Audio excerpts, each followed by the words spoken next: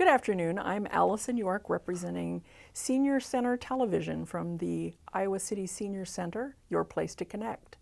Our guest today is Jean Lloyd-Jones, who is known to many Iowans for her service in the state legislation, her run for the U.S. Senate, and her continued activism on the political scene, particularly in encouraging women to run for office. Today we are going to talk to her about her travel to the USSR during the Cold War period, during a time change that ultimately marked the end of the USSR, removal of the Berlin Wall, and the true independence of many Eastern European nations. At the risk of embarrassing Jean, it should be pointed out that this program was originally conceived as part of SCTV's Local Treasures series. One facet of Jean's story is her many trips to the Soviet Union during a time when it was not a tourist spot, but easily the most feared of nations. With the current crisis in the Ukraine and the controversy surrounding Russia's leadership, the past atmosphere of upending confrontation seems to be making a comeback. The seeds of this conflict is cause to re-examine the Cold War era. Welcome, Jean. Can you tell us a little bit about your first trip to the USSR and how it came about? Sure. My first trip was in 1969, and we were there just days after the moon landing. Wow. It was just a tour, one of the first tours, I think, that were allowed inside the Soviet Union, and it was the whole tour was an Iron Curtain country tour. So we stopped at Romania, Bulgaria, Poland, Czechoslovakia, and then into Moscow and Leningrad, and then quickly out. And I was there with my father and my 17-year-old son, and a couple of my father's cousins and his law partner and his wife. So we were part of a 30-person tour. Most of the people were teachers. And it was simply curiosity. I had never wanted to or thought of going to the Soviet Union. But my dad had gotten some tickets, and he wanted Mother to go, but she wasn't well enough, so he offered it to me, and I said, sure, I love to travel, so off I went. Had you done any study of the Soviet Union before you took that first trip? Not a bit, although as soon as I realized that we were going, I found somebody to teach me the alphabet, because if you know the letters, you can transliterate and understand some of the words, quite a few of the words. So I did that, but that was it. That must have been quite an experience. What do you remember as being the most memorable piece of it, or the most shocking revelation? Or Yeah, well, there were a lot of things that I still remember about it.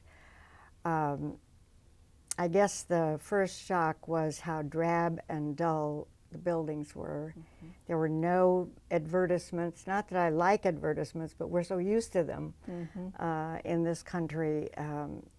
The buildings were gray and ugly, and the people were very kind of glum. They walked along the sidewalk. They would bump into you if you didn't watch out.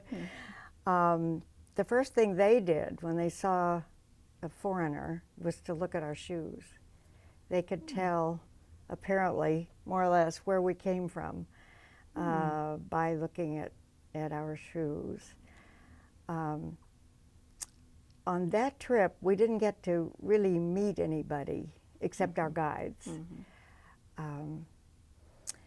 Another thing I remember is that there were almost no automobiles, private automobiles on the streets. There were the official black limos that went very fast, and you didn't get in their way. There were no newspapers. You couldn't buy a newspaper.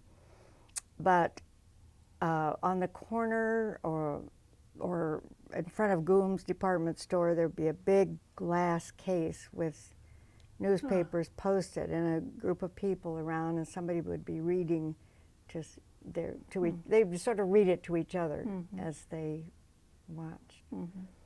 It's a very interesting representation of street life that's very different than I'm sure what we would see now. You said you made the trip 7 times during the Cold War period. And so what were some of the differences you saw then as you went back on the second trip? Well, it was 18 years later that I went back, and by that time there were cars on the street. There were private cars on the street. There were newspapers for sale. The people were still, somebody said to me, it's still a peasant society. People would walk along linked arms, mothers and daughters, which you would never see on a sophisticated city street in this country. The pace of life was definitely slow there. And that's why when they would come to see us, they would say, "Oh, I couldn't live in that rat race." And it's, to them, it is a rat race. It's a rat race to me over here, too. I remember coming back from one trip. It was always a culture shock to come home from the Soviet Union. They had almost no paper, especially the first time I was there. You couldn't find anything people would buy a loaf of bread and they'd carry their string sack to put it in. Toilet paper was just non-existent. And of course in Iowa City at that time there were the fraternities and sororities loved to teepee the other houses. And one day after I had been in the Soviet Union, I drove up Dubuque Street and I was just almost sick at the sight of beautiful white toilet paper coming down from the trees, and thinking, what would they think of us? Because they never even saw paper like that. The toilet paper tended to be more brown. Little brown squares. Yeah.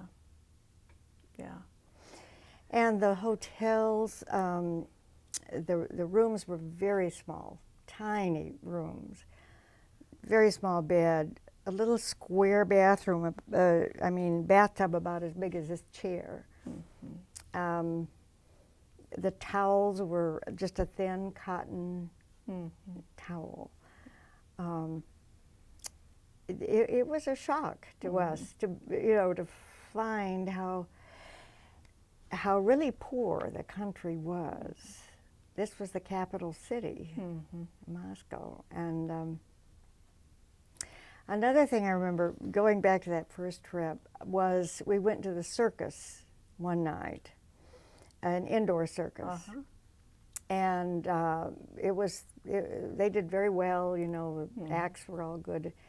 But the clowns, there was an Uncle Sam dressed like a buffoon and big string of paper dollar bills coming out of his pocket. And he was the butt of all the clown jokes. And, I don't consider myself a chauvinist by any means about the United States, but it hurt to see your national, icon treated that way. So it gave you a feeling of how they must feel sometimes at the ridicule that was heaped on them. The characterization of Boris and Natasha from Rocky and Bullwinkle and those kinds of things were fairly common at that time. Exactly. So there was an 18-year gap between the first visit and the second visit. So then were you going more regularly after the second visit? The second visit was in 1987 in the spring. And so I did, and the last one was in 1990. Wow. So a span of years. Two or three times a year in there I went. And were you seeing change then on a regular basis? Could you see incremental change over those more rapid trips? I don't think I could see very much change from one on the street. What I did notice was the change in attitude on the part of the people that we were meeting with. The reason that I was asked to go was that we had started the Iowa Peace Institute, and I was the president. You know, it was a time when the peace movements really grew in all the countries. And the Soviet Union had decided to have what they called an international dialogue. And they invited representatives of different peace groups from around the world to come. And at the same time, there was a couple in Connecticut that sponsored some trips, peace cruises. There was the Volga River Peace Cruise, and they had run that for several years, and then they decided to have a Mississippi River Peace Cruise. And in 1986, I believe it was, they had their first Mississippi River Peace Cruise. And the people who were on that cruise came back in '87 to thank the mayors along the cities and to kind of keep the relationship up.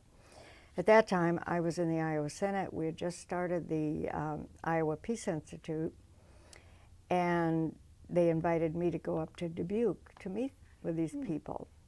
And one of the people I met was a woman named Galina Sidorova. She was a writer for one of their magazines called Novaya,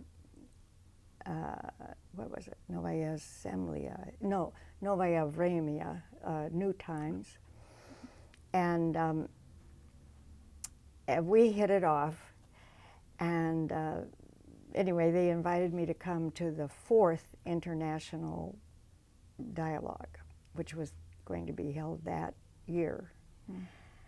And so I went. I was the only one from Iowa. But there were 230 some people there. 40 were Americans. And it was a very optimistic time. You know, they were talking about destroying their missiles and trying to get the United States to do the same. And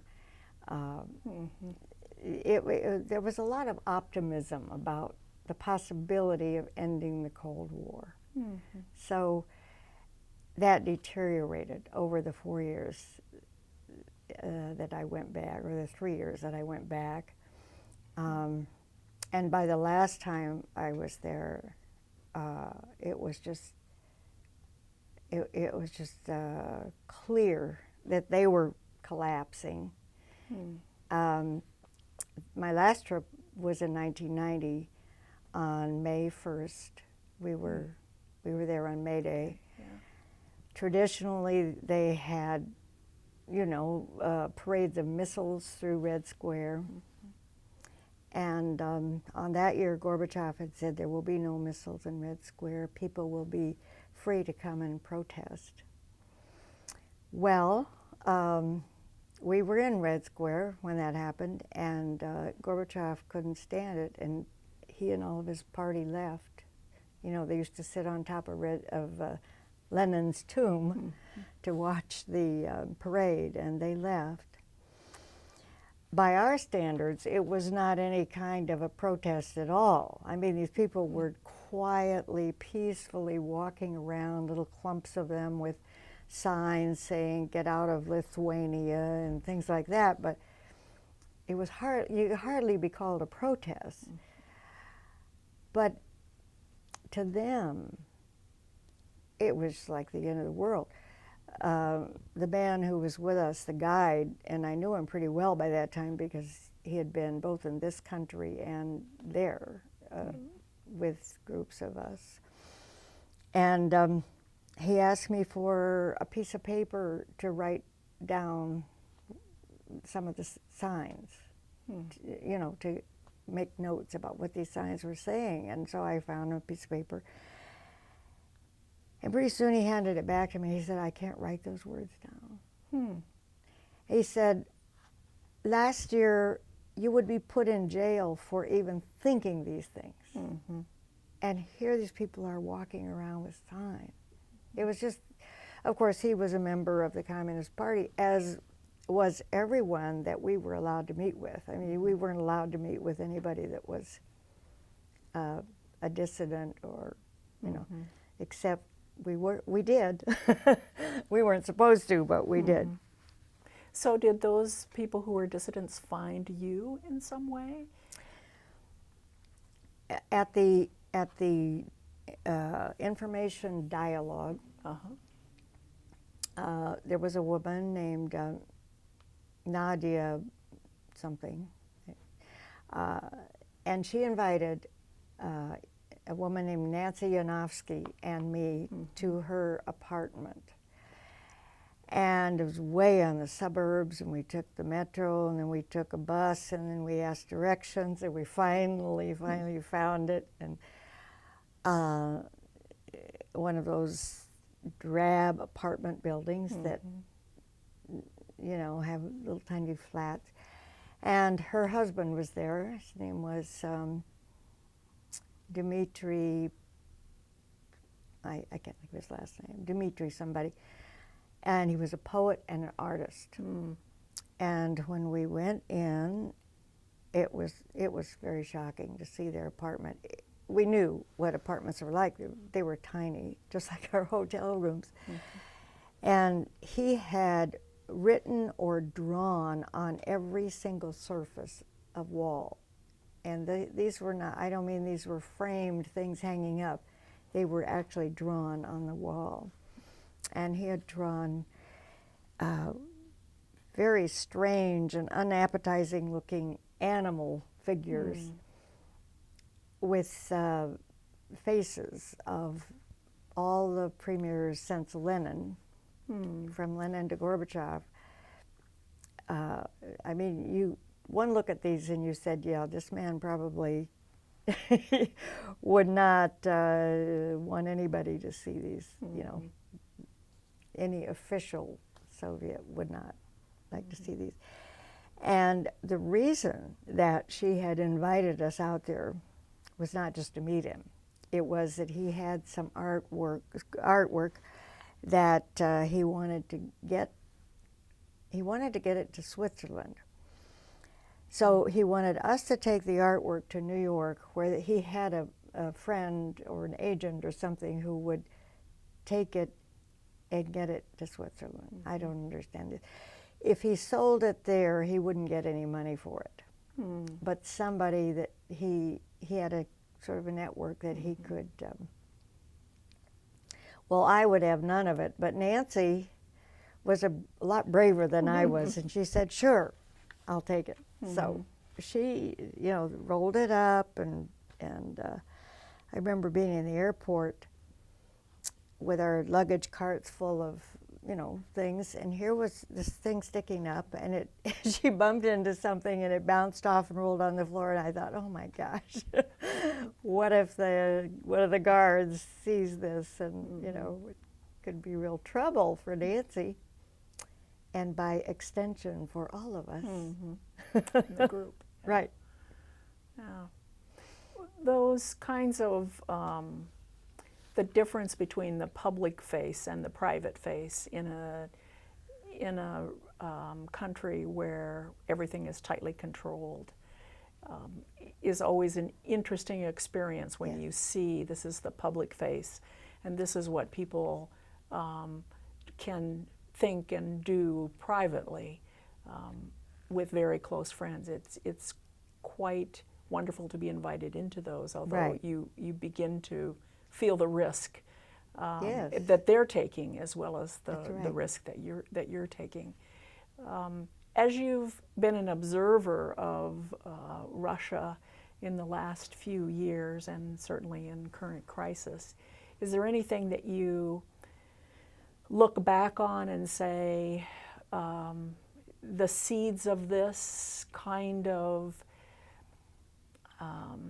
history seem clear in retrospect, or at least they seem possible, that there's a connection between the Soviet Union that you saw and had experience in and what we're seeing today in 2014? Well, it was in many ways a dysfunctional system back then, and it certainly is now becoming more and more, I think, out of control. When I came back from my first trip to the Soviet Union, I not only took 4 years of Russian language, I took Russian history. And my feeling then was the communists are not that much different from imperial Russia. It's, you know, there are different people at the top, but they still control their society just as strictly as the czars did. And I think that a people, a country, a culture does not change all that much when it gets new leadership and a new doctrine, because the people are accustomed to acting a certain way, and they sort of continue to do that.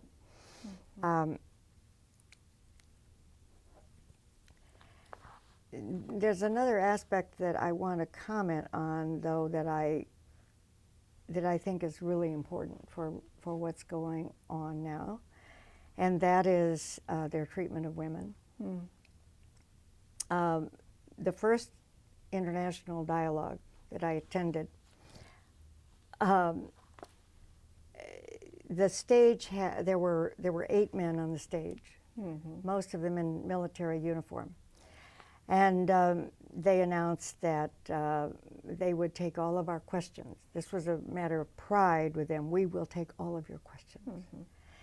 Well, after each presentation, there were some questions. And so sort of mid-morning, they announced that because of the questions, we had sacrificed our break, our mid-morning break. So we sat right through, and then it went on for it was about 12:30, and I began to think we had also sacrificed our lunch break. And the woman next to me was Marty Coleman from California, and she whispered to me and said, "Why don't you ask them why there aren't any women on the stage? They've been talking about women, you know, how equal their society is." And so I said, "Well, I've got nothing to lose. We're going to miss lunch anyway." So I got up and I made a complimentary remark about all the positive changes that they had talked about, and I said, "But I'm wondering, you know, if you believe in equality for women, why there are no women on the stage?" And the audience applauded to their great consternation. These guys on the stage, they began to try to answer, and pretty soon we adjourned and had lunch. Well, immediately I had become the leader of the women, right? And so people from other countries and our own country came to me and said, "We have to have a meeting for ourselves. A women's meeting." So I went to Slava. His real name is Vyacheslav Shluzivov, and we called him Slava for good reason. And I said, "Slava, the women want to have a meeting. We want our own meeting." "Oh," he said, "well, the schedule's very full." I said, "I don't care. We have to find a time for the women to meet." And he said, "Well, I will check into it and I will let you know in the morning." So in the morning we all appeared, and he had a little place for us, and we said, "No, that won't do. We're going to have a full, you know. So they finally agreed to that, and he said, but we will give you 2 women to be with you on the stage. So he assigned, or they found, a woman named Larissa, who was a poet, and some other woman who was a fiction writer. And the 3 of us were up on the stage in this beautiful place called a Sovin Center. It was built by Armand Hammer, who was a real, I think, a communist sympathizer. But anyway, it was a very nice facility. And they had simultaneous translation in 5 languages. So we could look out on this, you know, and the other women, I was facilitating the meeting, and these other women said things like, we have had equality in this country since 1917, and we don't like it because we are expected to work all day in our jobs and then come home and do all the housework. And the Russian men were real Neanderthals when it came to this. And I saw this over and over again. The Russian men didn't even go into the kitchen. And so, you know, we sympathize with that. And then one of the women said something really incredible, and I'm going to block on what it was. It had something to do with the fact that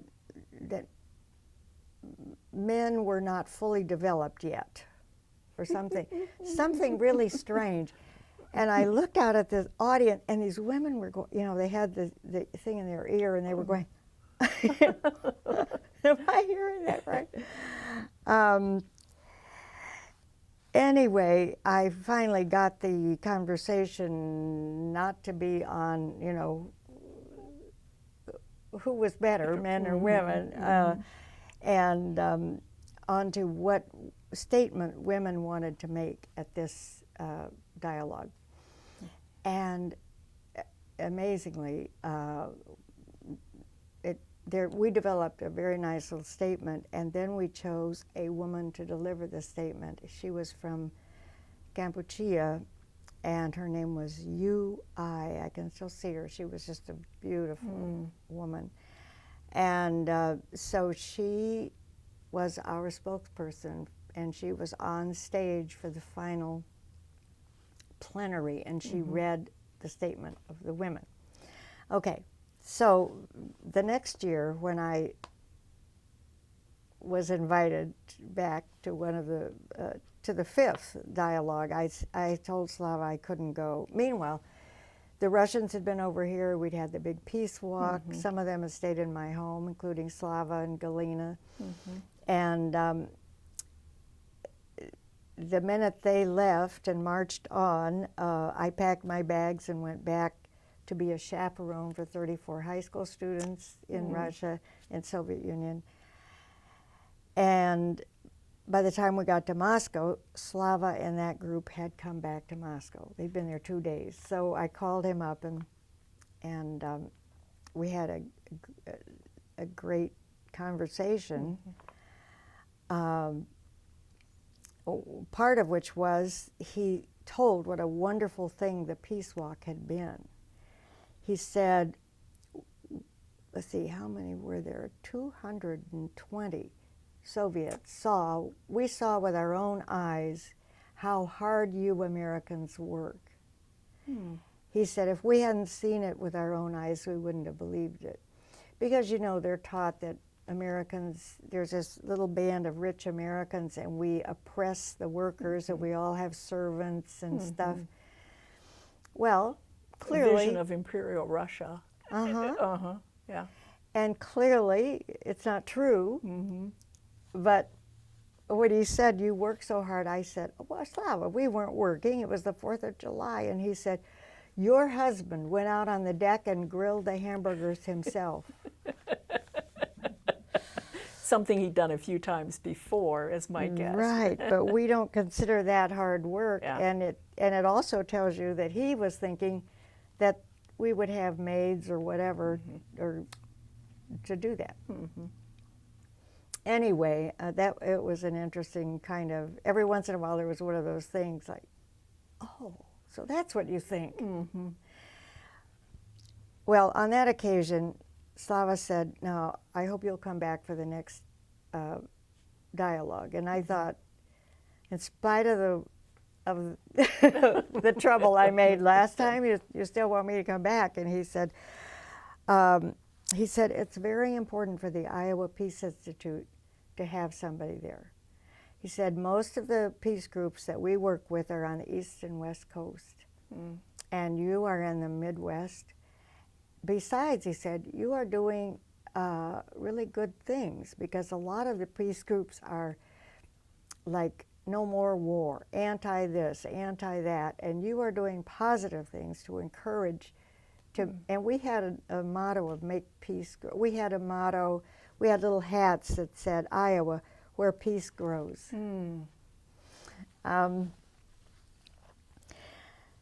So I said, "Well, if I come back, I want to bring another person with me." And he said, "You may bring one person with you." Well, I brought 3 people with me. And they Always were, the rebel. see, they were paying for all of our Oh, expenses inside of Russia. We had to get ourselves there. And that was the arrangement we had with them, too.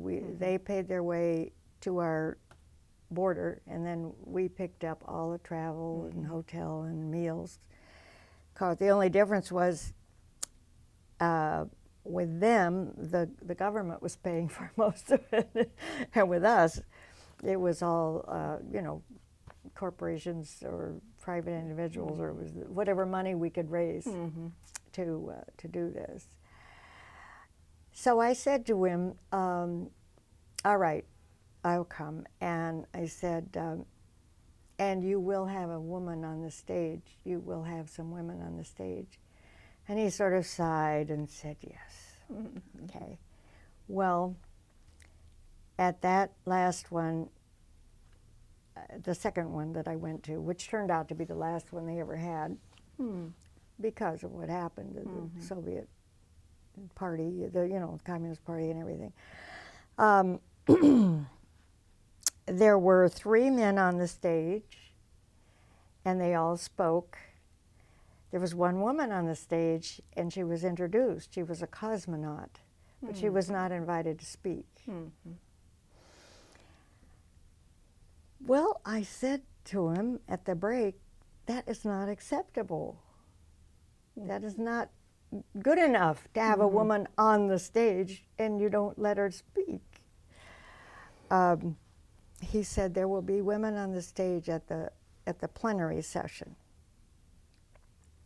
At the plenary session, there were reports by all the men from all the discussion groups. There were 2 women sitting at a desk in the background, dutifully taking notes. Those were the women on the stage. Now, that's not the cause of the problem now, but a society that is so male-dominated and so power, conscious, with no women taking any part in it, is bound to be a disaster. There's no mitigating force in some ways against the ego and the power-seeking. Exactly. Portion. Exactly.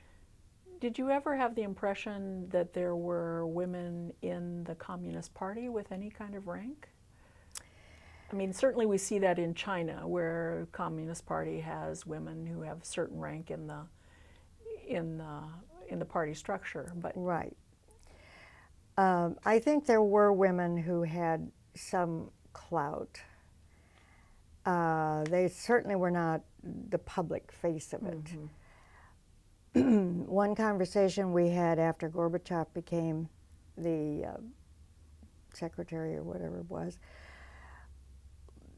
there were some women in the group, and they were discussing Raisa Gorbachev, who was a pretty, I think, visible personage. And they were saying they really wish she would not be quite so obvious. They wish she would take a little bit of a backer, more of a back seat. It's pervasive in the culture. Women just don't want to step out. Now, you do see some women. Well, we hosted a group of 8 prominent Soviets in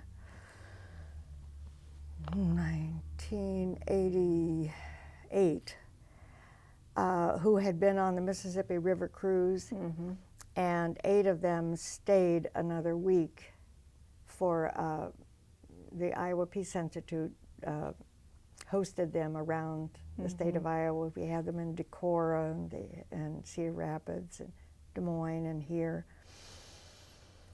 And in that group, there were 2 women and 6 men. One of the women was an actress, and she was a piece of work. She was very hard to satisfy. She was very demanding. She was very, every time she spoke, she announced that she had won the equivalent of our Oscar 3 years in a row. We got so that we could give her speech. The other woman was the head of a textile factory, and she had a kind of a battle axe persona. Which it seems like you would need Right. if you were operating in that society. Exactly, exactly. So I think those are kind of the choices they have, is either be a prima donna and demand everything, or be a really tough, If you're going to be in public life, those were your choices, Right. almost stereotypical choices. Yes. Yeah. So can you talk a little bit more about the Peace Institute, the makeup of the Peace Institute, so that I can understand it a little better? The Peace Institute, we started actually as an economic development idea for Iowa. We're trying to think of what to do, and we wanted.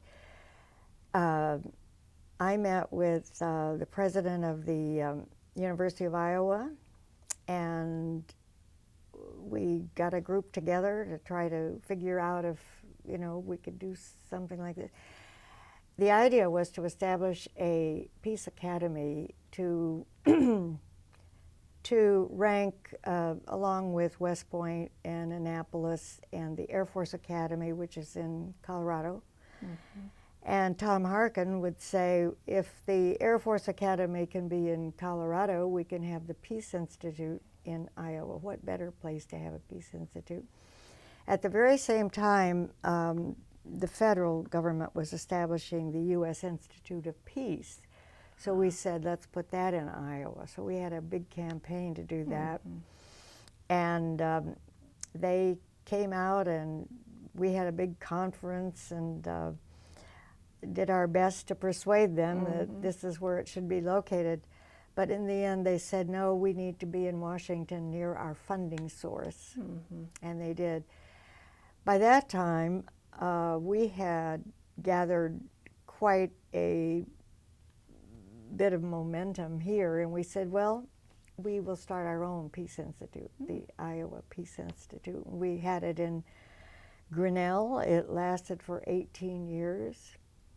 We raised a lot of money. There were a lot of people thought this was a great idea. We established a program of peer mediation in the schools, went around and taught students and teachers and administrators the art of mediation, and really gave that a big boost. We had a lot of different speakers and programs and just exchanges. And then when it was clear that, when the Berlin Wall came down, many of our supporters took the attitude, well, you don't need a Peace Institute now. And I said, we need it now more than ever. But by that time, people were kind of ready to move on. And we turned over our assets and all of our bank account to Grinnell College. And they started a peace studies program. And it's still there. It's still there. What a terrific legacy. Yeah. It's interesting that you bring up that the fall of the Berlin Wall seemed to bring the end of a movement or an interest in the study of peace, when it seems so clear that what we see in Africa and what we see in the Middle East seem, and to some degree in Russia in the current crises, the concern for power and saber rattling, but not the concern for mediation, for diplomacy, for finding common ground. It's concern for lack of stature or losing stature in the face of giving ground. Right. And so do you think that those things are related to the men being in power as opposed to shared power among men and women? I do. Yeah. I truly do. And this is one reason that I'm working now to get more women into public office, is because there's a lot of studies that show what happens in a group when women have at least a third of the membership. The conversation is more civil, more points of view are considered, and the solutions are more pragmatic. And when I say that in a group with men present, I look at the men and I say, what do you think? Is that true? And the men say, yeah, I think it's true. But it's not only that there aren't women, and this may be totally related, but the mindset that says you can have a strong, police force and you can control a population. This is so crazy, and it never worked, because eventually there's going to be, an uprising. And if all you've known is how to keep the lid on things, you don't know how to mediate, you don't know how to resolve your difficulties in any way except violence, then that's why this guy, Valentin, was so frightened when he saw the protests in Red Square, because it was like he could see the lid coming off, and he was terrified. And I have to say, that day, walking through Red Square, we made our way all the way through it and back over to where the Rocio Hotel was. And even in the hotel, there was a tension and a kind of fear that I had never felt before in that city. I'm afraid I'm out of any kind of question. That was such a beautiful way to articulate that keeping the lid on keeps everybody sort of knowing what to expect, and when there's a new element added that looks like the beginning of the release of the tension, you don't know how big the explosion might be or what direction it might go, and it is terrifying to people around it. Oh yes, to everyone, not just the people in charge who see their power being taken away, but it's terrifying for the people on the lower rungs who don't know what's going to happen. And that's why we've heard a lot of people say they long for the good old days when the communists were in control, and they knew they had a terrible life, but It was predictable. At least, right, and they felt safe. And they used to joke about, we pretend to work and they pretend to pay us, you know, but at least their life was predictable. Yeah. And certainly when I was there in probably 2008, there was the beginning of that conversation about it was better before among the people who had lost their jobs and now had insecurity in their lives that they had never had before, and really didn't have the education to make strides toward being an independent person. And part of that is I would agree that part of that's the culture that has that imperial, particularly higher class, lower class, very regimented kind of society, that you learn your place and you stay there and it's safe and you're provided for, which is not something we're necessarily used to in that way. Quite the contrary. Yeah. We think that, you know, upward mobility is the way to go, and if we lose that, we're very unhappy. And the thing about this generation is not going to be as well off as their parents is very unsettling to that. Hillary. So when you were talking about your first trip to the Soviet Union, we were talking about when you came back, the way you felt. But when you came back, what was the reaction to you when you said to people, "I've been to the Soviet Union"? And maybe you didn't talk about it that much, but certainly when you were in the legislature, you would have been telling people what you had seen. What was their reaction to your having been in the Soviet Union? Well, it ran the gamut. There were people in the legislature who, I can remember one time when I was getting ready to leave, and I had to leave before the session was over. And one of the senators came out after me as I was going down the steps, and he said, "Now don't let them pull the wool over your eyes." He was convinced that I was just going to be, you know, subject to propaganda over and over again. Right, and of course we were. I mean, we were only allowed to see certain things.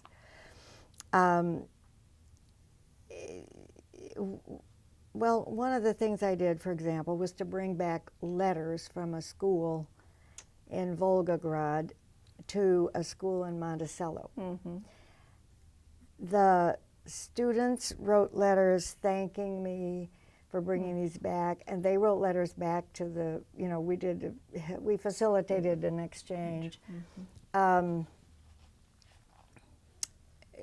Reasonable people were quite receptive, and they were eager to know, to hear about what I had seen and what I had done and so forth. They gave a lot of talks and reports about my various experiences. But clearly, there were some people who thought it was bad even to go over there, you know, and see them and meet with them. A lot of friendships developed out of this. I have friends who have come and stayed with me in this country, and I've been back to them. You know, when I would go back and see them when I was there. We met one couple who were teachers, school teachers in a suburb of Leningrad. They had 3 children. They came over here and were just blown away by what we had. And one day Natasha said to me, I don't envy you your houses. I don't envy you your cars. I envy you the resources you have to teach in your schools. Because even in a suburb of Leningrad, she had to provide all of her own visual aids and things like that. I mean, she out of her own pocket. She had to make her own displays, and there was no help like that. And sadly, through her, we know that what happened to a lot of people over there. Very poor health care. All of her kids had dental problems. As a matter of fact, every group of young people or old people or whatever age people we have ever had, we've had to take somebody to the dental school to have their teeth taken care of. They had terrible dental care over there. And health care in general. Almost everything that we saw, especially in 1969, was at least 30 years behind us. And my conclusion after that first trip, is this the monolithic Soviet Union that we are all so terrified of? They can't even, you know, they have put all their money into missiles and bombs and stuff. The military-industrial complex was Right. where the funding had gone rather than toward anything that benefited the people in terms of education, Right. health. Yeah, and one of the men on our trip, I guess my third trip, it was a friendship force and sister state trip, and we helped establish the sister state relationship between Iowa and Stavropol. And this young man was from Cedar Rapids. He was a businessman, and when he came back, there was an article in the paper about him. He said there was no counterpart for me over there. There's no business person that, you know, has their own small business. You either work in a factory or the collective farm. You're not. There are no entrepreneurs. Yeah, they don't have the entrepreneurial spirit or knowledge. Or, you know. Remind me, I think Stavropol is near Crimea. It is. Is it not? Yes, you're right. It's in the southern part of the Russian Federation. And it was the home of Gorbachev. So it was considered quite a plum for us to get Stavropol. And does that sister state relationship still exist? I don't think so. I haven't looked into that, but I think not. Maybe still on paper. Yeah. Well, there was also a sister city program, as I recall, and I don't know if that has a relationship to the sister state. Whether you set up a sister state and then you work on sister cities within that state. We did. In fact, my last trip, we went back and had an agreement between Grinnell and a city called Zheleznovodsk, which is in Stavropol. But I don't know of any other sister cities. Do you know of one in Iowa? I think Cedar Rapids has one, but I'm trying to scratch through memory to figure out who that would have been. You may be right, but I don't know which city it is, and I don't know if it's in Stavropol. Yeah. It seems like we need a follow-up at some point, maybe. I won't. There's so many stories that I want to hear. Loose ends, yeah. Well, I could do. I'm sure I could talk for an hour on each of the trips. Yeah. So yeah, I think there would be value in that for sure. Yeah. Well, I'm Allison York, and I'm representing the Iowa City Senior Center and the Senior Center Television. And it's been my pleasure to interview Jean Lloyd-Jones today, one of Iowa's treasures. Thank you, Jean. Thank you.